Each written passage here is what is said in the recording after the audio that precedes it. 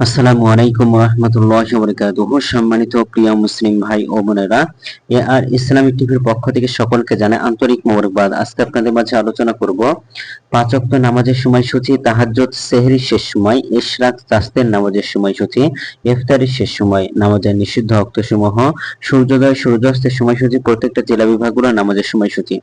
তো আজকে মঙ্গলবার 15 জুলাই 2025 ইংরেজি, 1 শ্রাবণ 1432 বাংলা, 19 মুহররম 1447 হিজরি।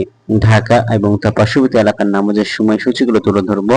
তারপর অন্যান্য জেলা বিভাগগুলোর নামাজের সময়সূচিগুলো তুলে ধরবো। আজকে ঢাকা এবং তার পার্শ্ববর্তী এলাকার তাহাজ্জুদ এবং সেহরির শেষ সময় হলো 3টা 49 মিনিটে। ইফতারের সময় সন্ধ্যা 6টা 53 মিনিটে।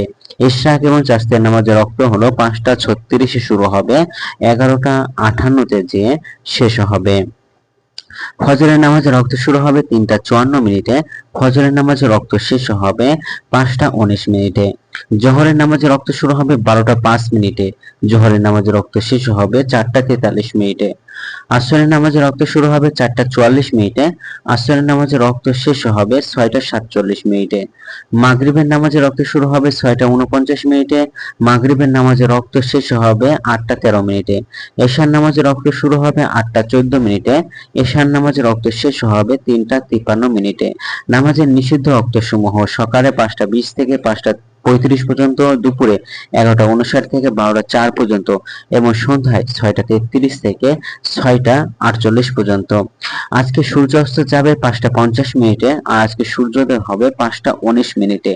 এই গেল ঢাকা এবং তার পার্শ্ববর্তী এলাকার নামাজের সময়সূচি। এখন আলোচনা করব বিভাগীয় শহরের জন্য উল্লেখিত সময়ের সঙ্গে যেসব বিভাগের সময় আপনি যোগ বিয়োগ করবেন তা হলো এই: বিয়োগ করবেন চট্টগ্রামে 5 মিনিট এবং সিলেটে 6 মিনিট কম করবেন।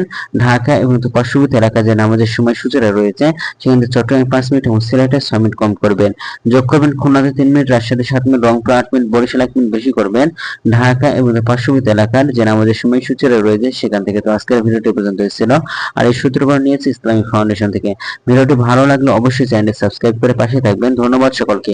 আসসালামু আলাইকুম ওয়া রাহমাতুল্লাহ।